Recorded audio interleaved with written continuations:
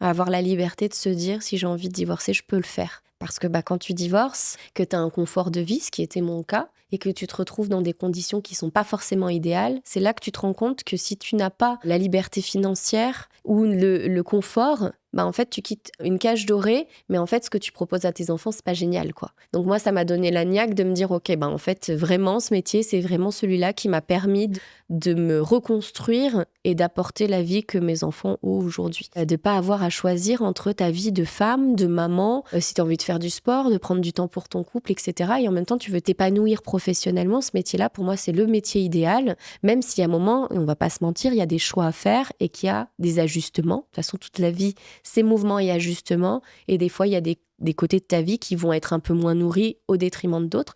Ta vie de jeune femme, tu construis ta vie, t'as des enfants, ils s'en vont, t'as ta ménopause. Enfin, tu vois, tout ça, ça te demande des ajustements. T'as plus ou moins de forme, t'as plus ou moins le moral, t'as plus envie de voir tes copines et de sortir, t'as plus envie de voyager, tu veux être à la maison pour tes enfants. C'est vraiment un équilibre idéal de ce métier pour pouvoir, en fait, respecter le rythme de la vie et respecter le rythme d'une femme.